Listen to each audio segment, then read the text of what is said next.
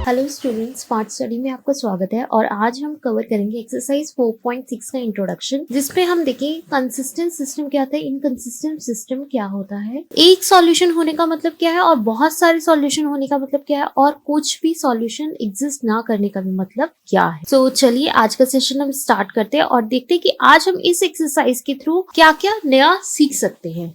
पहले हमें इस एक्सरसाइज में देखने की कंसिस्टेंट सिस्टम क्या होता है। कंसिस्टेंट सिस्टम वो होता है जहां पे एक इक्वेशन के एक या उससे ज्यादा सॉल्यूशंस बन रहे होते हैं। ठीक है, मतलब उसके बहुत सारे सॉल्यूशन आ रहे होंगे, वो होता है हमारा कंसिस्टेंट सिस्टम। और इनकंसिस्टेंट सिस्टम क्या होता है, जिसपे हमारा कोई भी सॉल्यूशन एग्जिस्ट नहीं करता, that is our inconsistent system.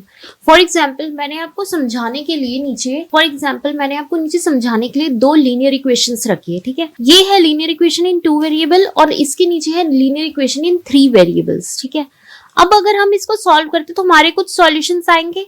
ठीक है, फॉर एग्जाम्पल अगर हमारा सॉल्यूशन एक लाइन को इंटरसेक्ट करके जा रहा है, that means it has one solution. अगर हमारा सॉल्यूशन एक ही लाइन के ऊपर बहुत सारी लाइंस बन रही है, दैट मीन्स उसका इनफाइनाइट सॉल्यूशन है। और अगर एक लाइन के साथ पैरेलल लाइन जा रही है, दैट मीन्स उसका कोई सॉल्यूशन नहीं है।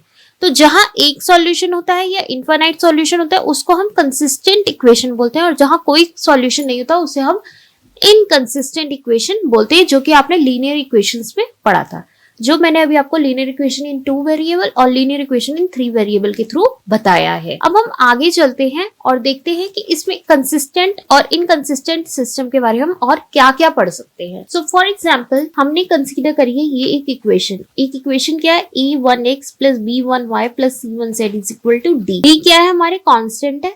a2x plus b2y plus c2z is equal to d2, a3x plus b3y plus c3z is equal to d3। So ये जो है a1 b1 c1 a2 b2 c2 a3 b3 c3, ये हमारे coefficient of matrix है। और ये क्या है, ये हमारे वेरिएबल्स है, x y z is our variable. और d1 d2 d3 क्या है, हमारे कांस्टेंट है। सो हमने क्या किया, ax को इक्वल रखा d के। अगर आप ax को इक्वल ही तो रखा हुआ है d के, ठीक है, तो हमने क्या करा है, इसको मैट्रिक्स, इसको डिटर्मिनेंट की फॉर्म में इन दोनों के इक्वल रखा, ए एक्स को बी की फॉर्म में, और A X is equal to B करा, हमने प्री मल्टीप्लाई करा है बाय ए के इनवर्स से। सो अगर हम इसको प्री मल्टीप्लाई करेंगे ए के इनवर्स से तो क्या आएगा, ये आएगा A inverse multiply A X is equal to B.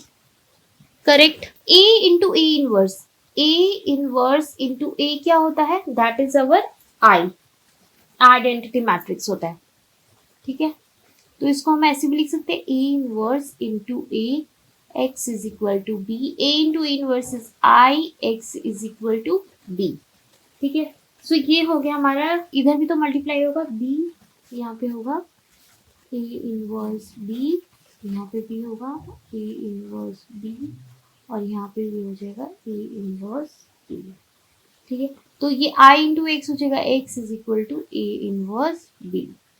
ठीक है, सो ये क्या बता रहा है कि एक ए जो है एक नॉन सिंगुलर मैट्रिक्स है, तो उसका जो इनवर्स होता है वो एग्जिस्ट करता है। ठीक है, ये हमें ये चीज बताना चाहता है कि ए अगर एक नॉन सिंगुलर मैट्रिक्स है तो उसका इनवर्स भी एग्जिस्ट करेगा। ठीक है, तो वो मैं इधर लिख देती हूँ।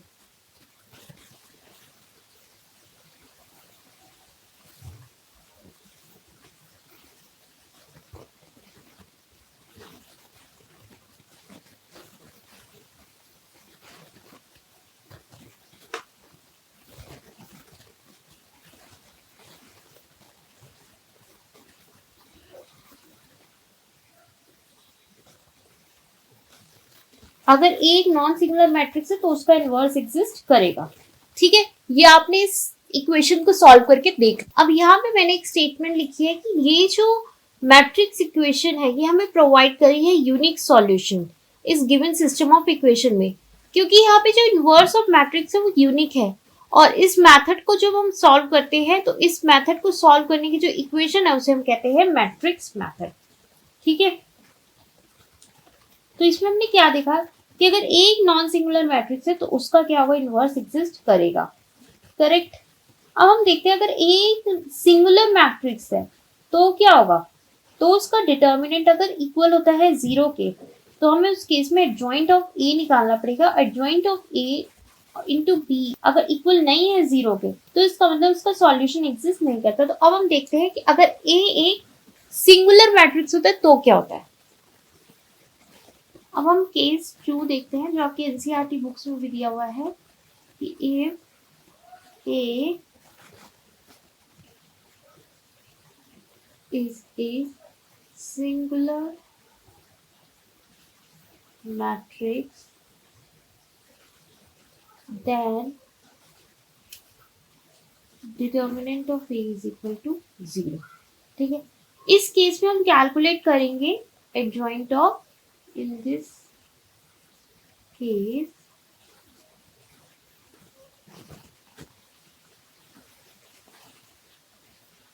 we calculate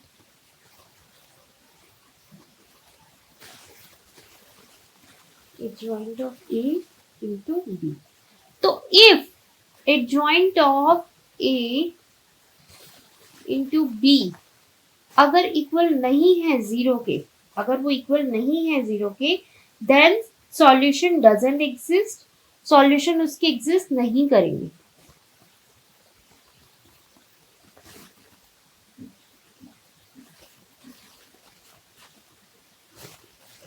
solution does not exist और सिस्टम ऑफ इक्वेशन क्या हो जाएगी, इनकंसिस्टेंट हो जाएगी।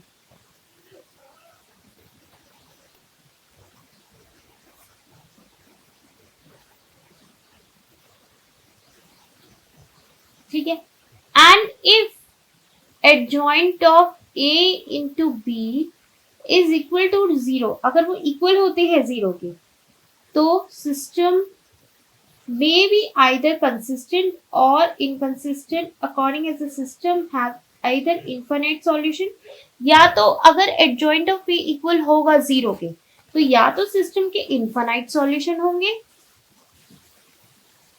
infinite many solution होंगे,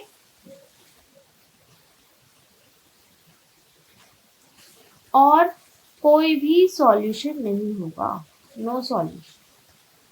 ठीक है, ये है केस नंबर 2। तो केस नंबर 1 क्या कहता था, केस नंबर 1 हमारा कहता था कि अगर एक नॉन सिंगुलर मैट्रिक्स है तो उसका इनवर्स एग्जिस्ट करेगा, और अगर एक सिंगुलर मैट्रिक्स है तो उसका डिटर्मिनेंट जीरो की इक्वल होना चाहिए। अगर जीरो की इक्वल होगा तो हमें देखना है कि adjoint of A into B zero की इक्वल है या नहीं। अगर नहीं है तो इसका मतलब उसका सॉल्यूशन एग्जिस्ट नहीं करता, और अगर इक्वल है जीरो के तो इसका मतलब उसके इनफाइनाइट मेनी सॉल्यूशन है या नो सॉल्यूशन है। अब इसी की बेसिस पे आपको एक्सरसाइज नंबर 4.6 को सॉल्व करना है। ठीक है, सो आज हमने क्या पढ़ा, आज हमने पढ़ा कि कंसिस्टेंट सिस्टम क्या होता है और इनकंसिस्टेंट सिस्टम क्या होते हैं। कंसिस्टेंट सिस्टम में एक या एक से ज्यादा सॉल्यूशन एग्जिस्ट करते हैं और इनकंसिस्टेंट सिस्टम में कोई भी सॉल्यूशन एग्जिस्ट नहीं करता। फिर हमने लीनियर इक्वेशन की हेल्प से आपको समझाना चाहा कि एक सॉल्यूशन कब एग्जिस्ट करेगा, इनफाइनाइट सॉल्यूशन कब एग्जिस्ट करेंगे और नो सॉल्यूशन कब एग्जिस्ट करेगा। एक सॉल्यूशन तब एग्जिस्ट करता है जब दो लाइन एक दूसरे को काट रही होती है, और इनफाइनाइट सॉल्यूशन में एक ही लाइन के ऊपर बहुत सारी लाइंस होती है, और नो सॉल्यूशन तब होता है जब एक ही लाइन के साथ एक लाइन पैरेलल जा रही होती है। ठीक है, फिर हमने यहाँ पे देखा कि अगर एक नॉन सिंगुलर मैट्रिक्स है तो उसका इनवर्स एग्जिस्ट करता है। ठीक है, और अगर एक सिंगुलर मैट्रिक्स है तो देखो उसका डिटर्मिनेंट इक्वल है जीरो के, और उस केस में कैलकुलेट करो कि adjoint of A into B equal है जीरो की या नहीं है। अगर जीरो की इक्वल नहीं है तो इसका मतलब उसका सॉल्यूशन एग्जिस्ट नहीं करते, और जीरो की इक्वल है दैट मीन्स उसके इनफाइनाइट सॉल्यूशन है। तो आज हमने एक्सरसाइज 4.6 में ये सब कवर किया है। अगर आपको आज का सेशन अच्छा लगे तो प्लीज चैनल को सब्सक्राइब करिए, वीडियो को लाइक करिए और ज्यादा से ज्यादा वीडियो को शेयर करिए, जिससे कि हर बच्चा, हर स्टूडेंट को एजुकेशन प्रोवाइड कराया जा सके। और अगर किसी को कोई डाउट है तो प्लीज कमेंट सेक्शन में जरूर लिखिए। आई होप आपको आज का सेशन अच्छा लगा होगा, समझ में आया होगा। अपना नाम रोशन करिए, अपने देश का नाम रोशन करिए, अपने पेरेंट्स का नाम रोशन करिए, और मैथ्स में प्रैक्टिस करना बिल्कुल भी मत भूलिए।